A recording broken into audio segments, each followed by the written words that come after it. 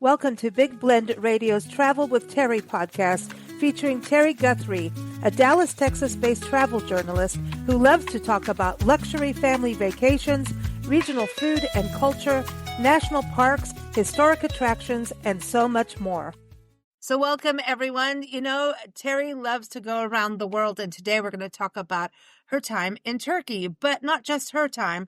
We're going to bring Ron, her husband, back on the show. He was on our show a few months ago, actually last year, talking about his life as a fighter pilot, a fighter jet pilot. And, we hear Terri talk about him all the time. The last two episodes, she talked about how her and Ron traveled the world on cycling adventures. But today we're going to hear about Ron's adventure in Turkey.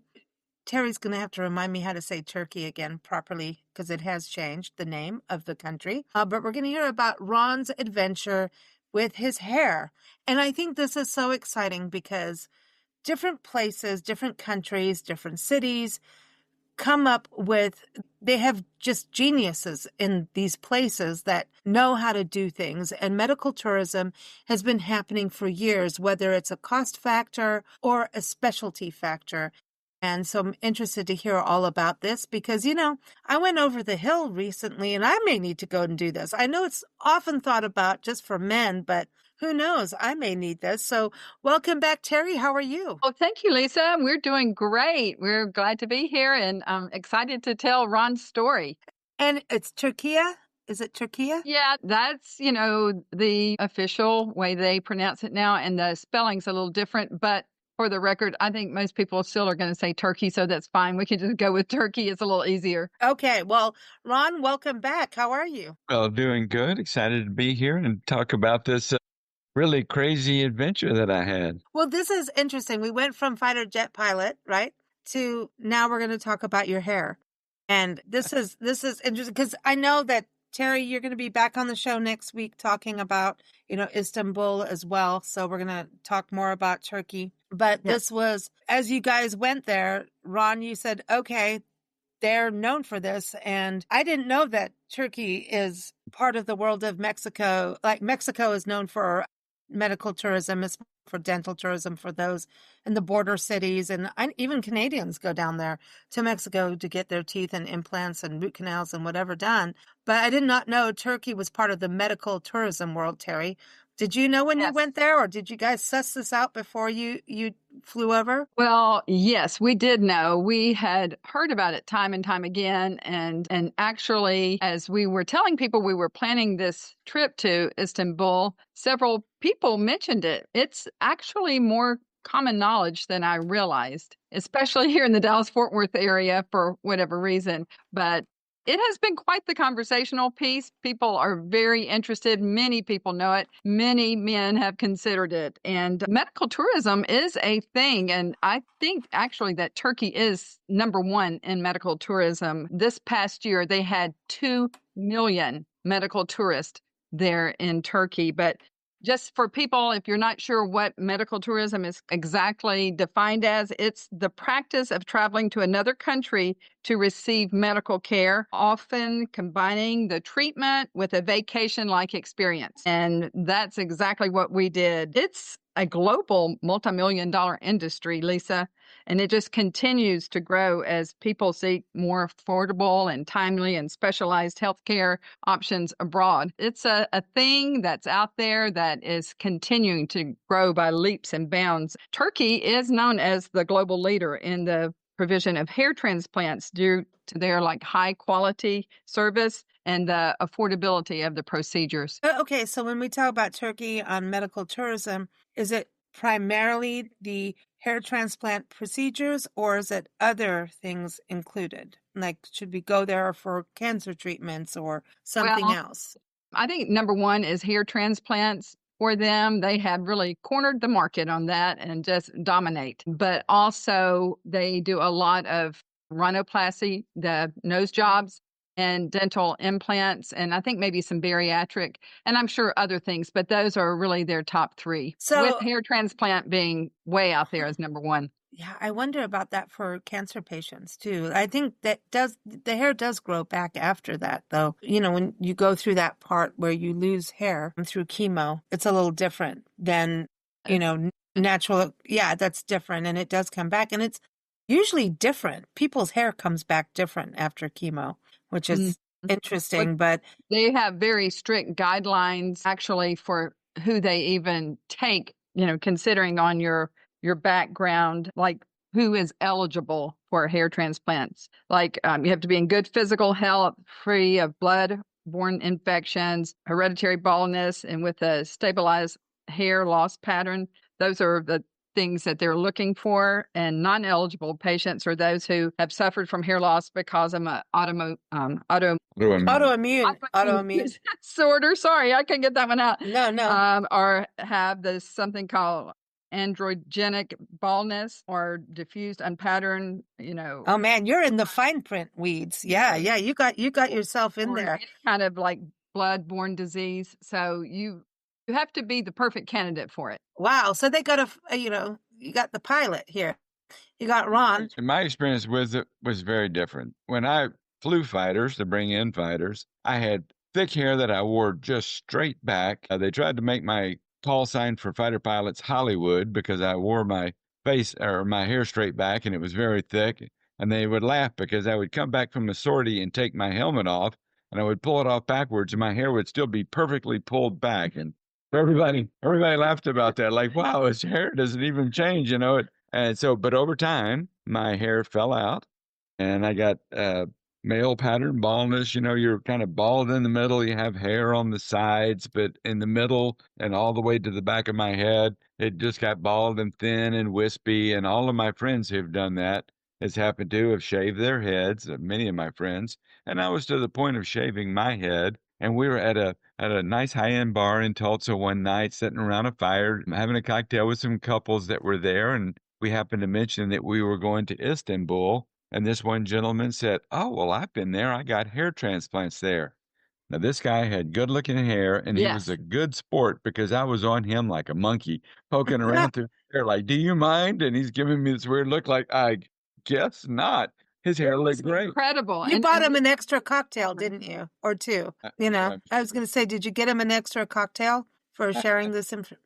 Yeah. I'm not sure if I did, but I should have. We've been trying to find his number to get it back because I was like, man, his hair looks wonderful. He told me where he went, the research that he had done, and he seemed to be the kind of person who would do a lot of research. And as it happened, we were going to Istanbul for a conference. And after the conference, they took the travel writers around Istanbul for 3 days. And I had 3 days in Istanbul. So I contacted Estenova, the clinic that he used. And I had done, quite a bit of research myself, but I was very satisfied with what he had done and told them what I was trying to do. And they said, yeah, we think we can work that out. You have to go through a process where you send them pictures and describe, the questionnaire. They want to be sure that hair transplants are right for you. And so I sent them the pictures. We had the conferences and I was scheduled for the 3 days after the travel writers conference to get my hair transplants. Wow. So did it sound easy enough to do to make the decision to do it? I mean, where does that decision process come of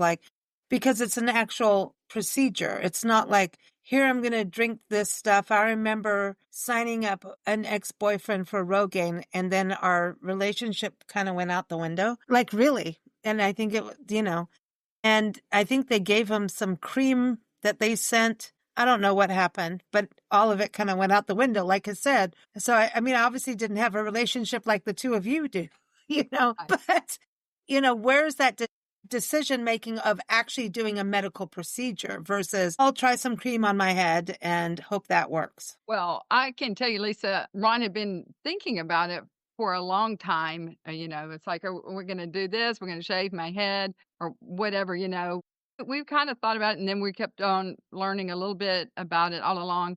But when we met this man, it kind of sealed the deal for us because, just meeting someone face to face and him having such a positive experience.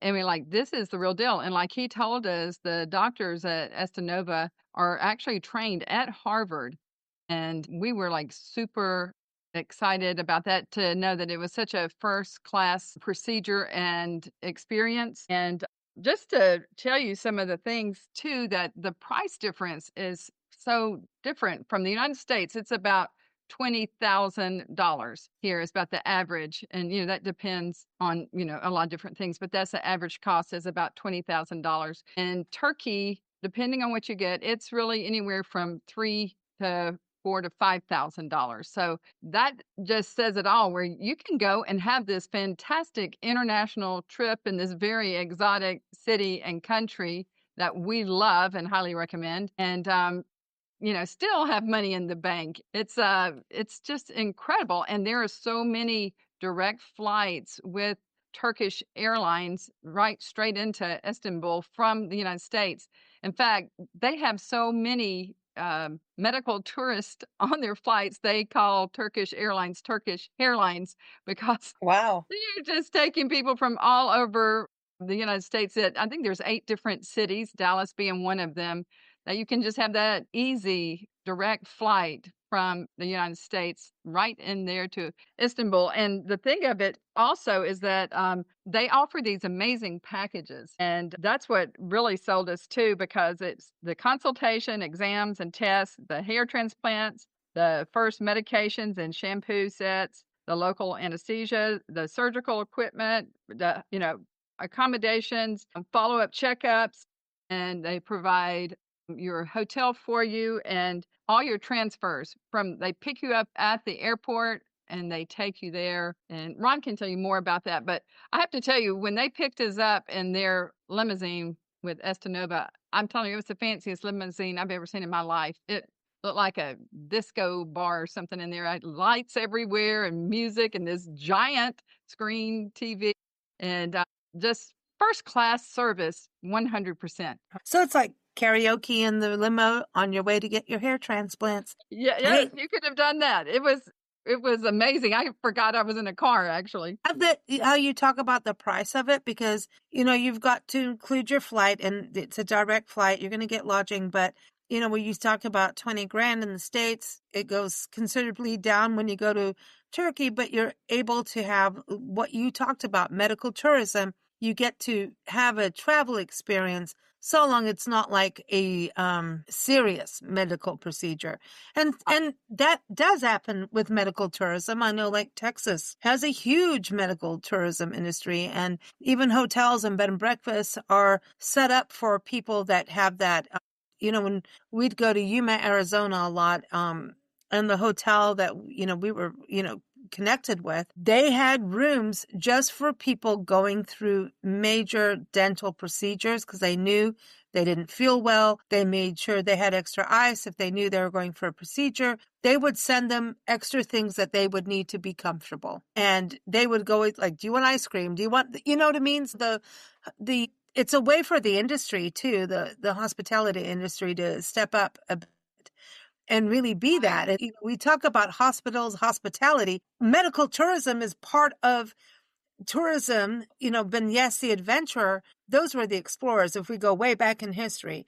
But then hospitality became like, hey, I need a room. I'm tired. I'm broken down. I'm exhausted. I've been on my horse for 10 years. We got to think about how our first inns came to be and things like that. So Well, I think this is a beautiful way to look at it now, Yes, and how it has evolved over time. It was really fascinating as we walked around Istanbul, and we had our vacation first, and then you end the vacation with a procedure and then go home. So I would recommend. But as we are walking around the city and going to these different historical and just epic sites, you would see many people with bandaged heads or noses. And even on our flight home, there must have been 5 hair transplant guys on our flight, including Ron. So it's very common. In fact, even our ride from DFW, when he picked us up to take us to our car, when he saw Ron, he said, "Oh, well, I can tell y'all been to Turkey." Oh, wow. So I want to go to you, Ron, about this because I am squeamish and I know it's mostly men doing this, right? Wait a minute, Terry, any women doing this at all? 10% of Yeah. transplants are women. Okay. Yeah. Mostly I was they wondering. have, like alopecia or cosmetic damage, but Wow. 90% men. Yeah, we were Okay. surprised to learn that even. Yeah, because women do have significant, there's like once we cross over that line, it happens. The cortisol and the hair loss, all starts to happen. It just does. But what's interesting is there's a squeamish factor and it's a procedure. So again, I'm not knocking Rogaine. I don't even know what they do really, but this isn't putting cream on your head and hoping you got baby hairs coming out like a chia pet, right? Are we back to that, Terry? We did talk about chia pets, but Ron, going in Ron, through sorry. this, we're talking about little seedlings and saplings and everything, but it's exciting. Like to me, like Ron, if you were anywhere in my vicinity, I'd be like, I want to see your head like every hour. I want to check because I'm a gardener. So I like to watch how things grow. So I'm sorry. It's a good thing I wasn't around you at that time because I would want to check all the time and see what's going on because it's fascinating. But this is a medical procedure. So they're checking your blood. Like even when, Terry got into the weeds of fine print of medical stuff to be able to do this, your health has to be there, all of that. This is a medical procedure. So they're coming to check your blood. You had to go under. Walk us through that and how comfortable and uncomfortable was it? And that's a big point of apprehension is the pain and the fact that these people are going to poke, in my case, 8,800 holes in your head. So that sounds like Why? Why? What whoa. are they doing when they poke a hole? Yes, and so that's it's kind of a little disconcerting, but I arrived on Sunday evening at the hotel. A guy came by and took my blood at my hotel. You don't even have to go to the hospital for that. They send somebody over. They take your blood. The next morning, a limo picks you up, takes you to the doctor. They have Hospital.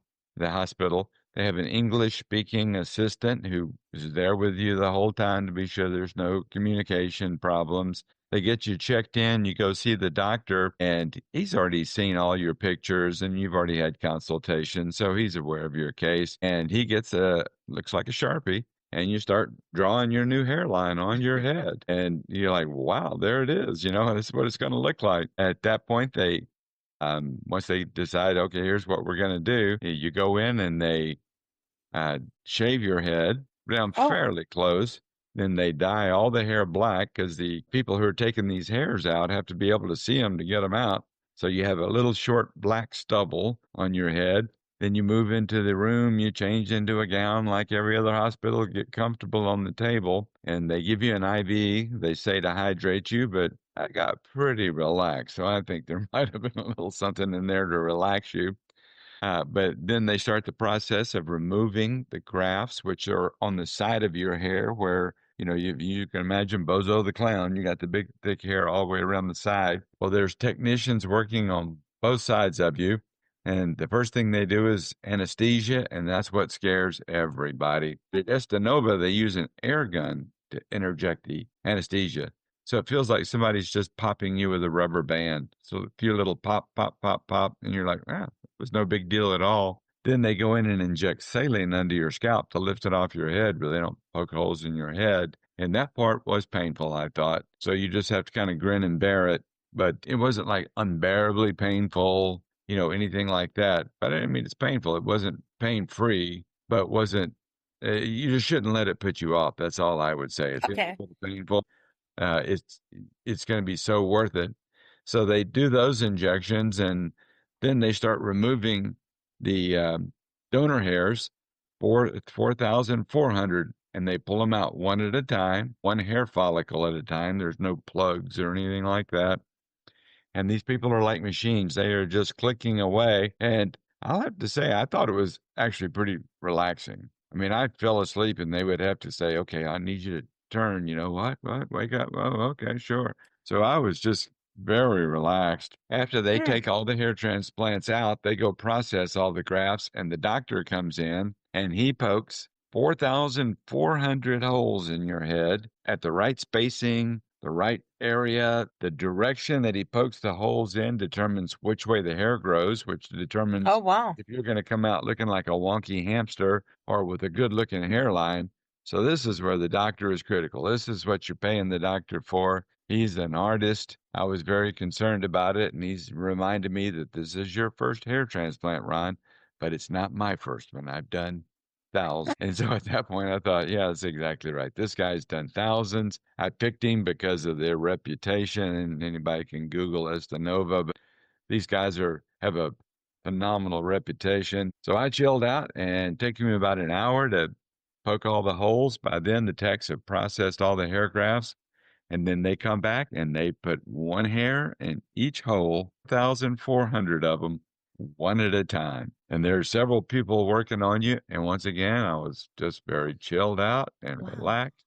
Wow, this is not bad at all. All the apprehension that I had was, it was Well, watching. so they are really doing transplants. Like if you look at a garden, that's why I call it saplings and seedlings and everything. And that's why I would keep looking at your head. Like you talked about getting a monkey in that guy's head in Tulsa. I'd be like that around you, and Terry would start beating me off with a fly swat. Honestly.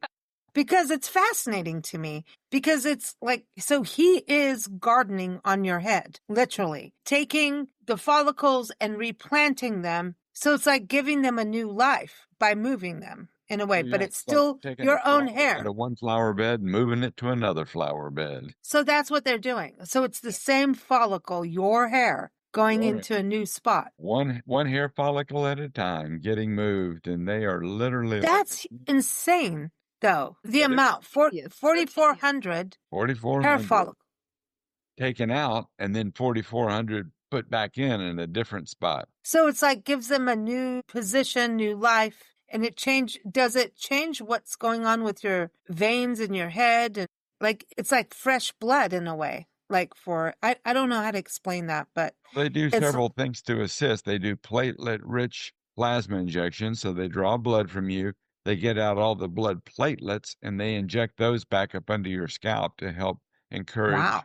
vein growth and healing. And then they took stem cells out. They take some of your body tissue out, process the stem cells out of it, and inject the stem cells back into your scalp. That was an additional procedure, and that helps the healing and the regrowth. Once they're through, they bandage your head up and you go back to your hotel. And then comes the hardest part of the whole procedure. Your head is very tender. You I can't bet. bump it or anything because you can damage those transplants. And so you have to sleep on your back with this neck wrap under your neck to hold your head where nothing touches the transplant area. I took suitcases and pillows and blankets. The hotel was already familiar, so they already had stuff ready for you to pile up and build you a little bed to sleep on your back. And when I say Sitting sleep, up. Sitting up. semi reclined.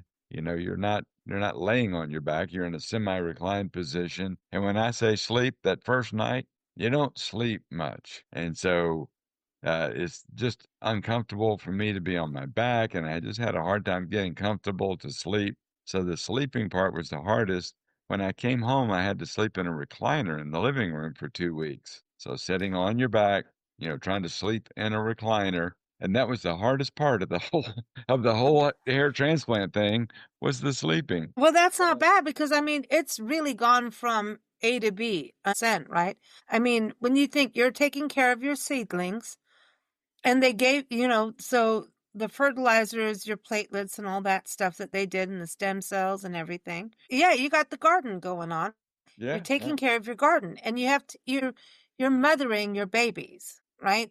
Your kids are on your roof, which is your head, and you have to take care of it. So yes, you may have to sleep in a recliner, but you know what? I know a lot of people at a certain age that's actually what they prefer. I'm just saying, not saying that you're at that point at all, but do you feel it was all worth it? Well, I do, and I was kind of amazed because you go back to your hotel with your head bandaged on after the procedure. The next morning, you get up and go to the hospital. They take the bandages off, wash your head, and you never put a bandage back on after that. And it's like, wow, y'all poked 8,800 holes in my head, and I don't wear a bandage. And you don't. Now you have a hair transplant head, and it looks kind of rough, but you never wear a bandage again after that.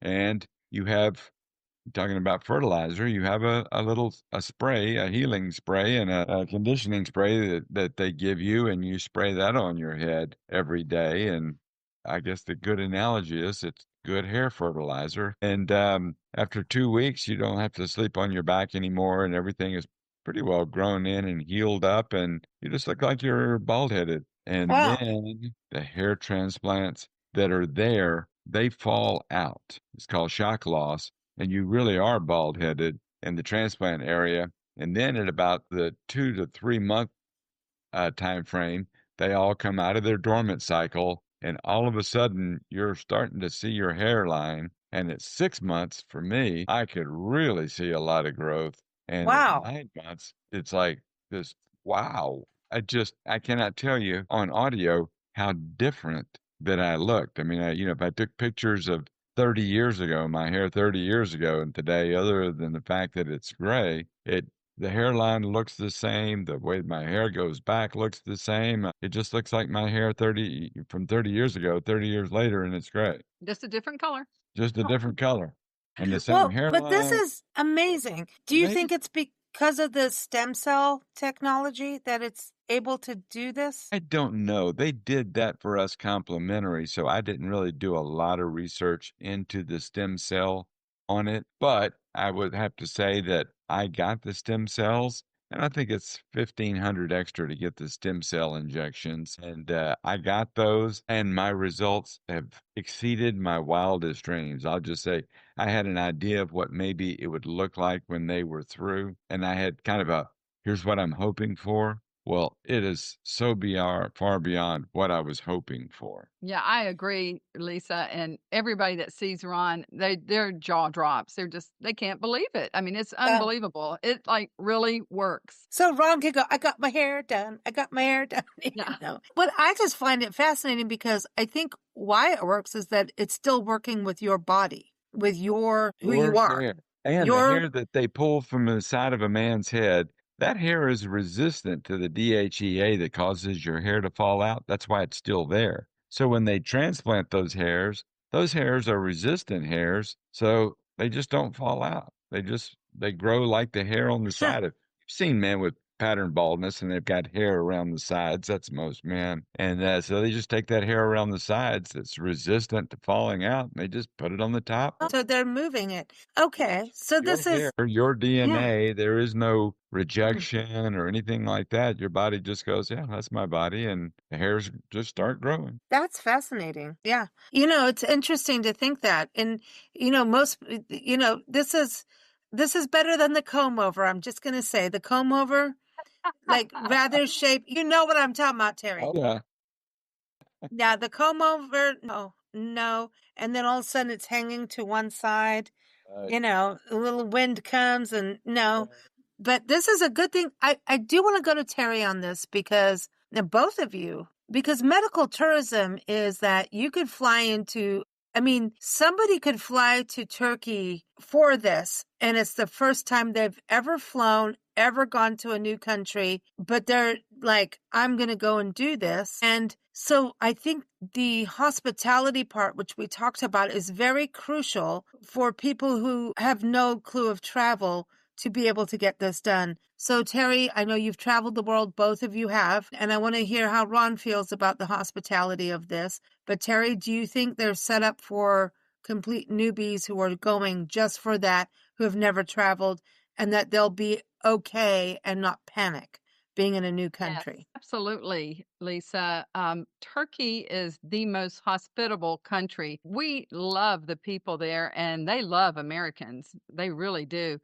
And we just had the best conversations with so many people. Most everyone speaks English, which surprised us, but I have never felt more welcomed in a country than when we were visiting Turkey. It's just an exceptional place. And I think it was Travel and Leisure said it was the #1 tourist destination in the world last year, just overall. There's just such a cool place, and people feel so comfortable there, and everything is very, very nice. First class all the way. So, yeah, if you're a first time traveler or, first time to fly, first time to have any kind of medical tourism, They guide you and pretty much hold your hand through the whole process. So we were very pleased. Ronnie, I think, might have mentioned, but what we did after our conference and after we had had our vacation in Istanbul, I actually went on a side trip while he went and had his hair transplant.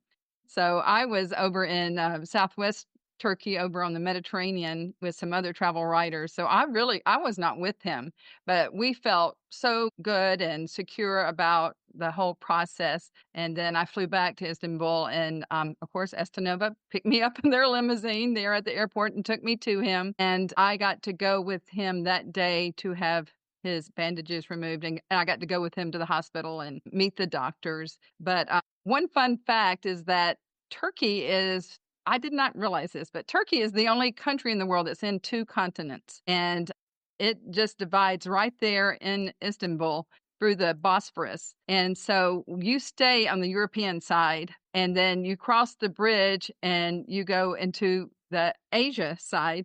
And that's where the actual hospital was for us. I mean, it may be different for different people, but it was kind of interesting that we were, staying on the European continent and crossing the bridge and going over to Asia for the day That's at the cool. transplant and, visiting a hospital there. And then you just go back across the bridge and you're back in Europe.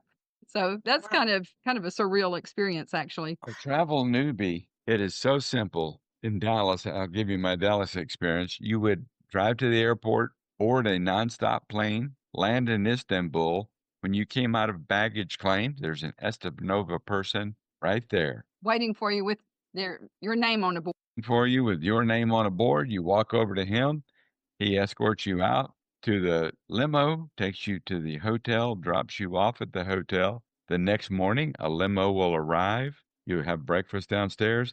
The limo arrives. Ron Guthrie, yes. You get in the limo. They take you to the clinic. They bring you back that evening. The next day, they will take you over for your hair washing. Once you're all done, they'll put you in the limo, take you right back to the airport, drop you off right by your airline. You would walk over and get on your plane and go back to the United States. You would never have to make any kind of plans, any kind of arrangements. Somebody is going to hold your hand from the moment you land to the moment that you go back. So it is Wow. completely stress-free, easy for a newbie. Very organized, very professional, very first class. That's amazing to hear, because really I bring that up because I think, that is, it's a truth, traveling internationally, and people may think, oh, Turkey, no, I saw the Midnight Express, or was it the Turkish Express movie? I know I was getting about that with somebody else on a show.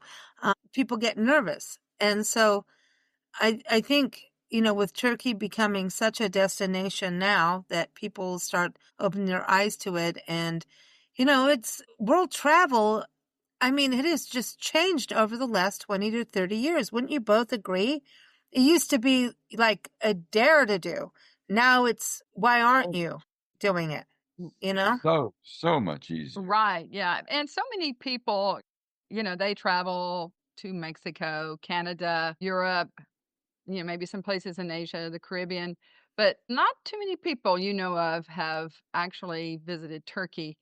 And let me tell you, it is a bright and shining star, and it is quite the travel destination. And if you're wanting something different and exotic, Turkey is definitely the place to visit. I cannot Awesome. recommend it enough. We're going to be talking more about that next week with Terri. She's going to talk about Istanbul. We're going to find out about that amazing photo of her with, was it seagulls flying in? I mean, this is a beautiful Yes, photo.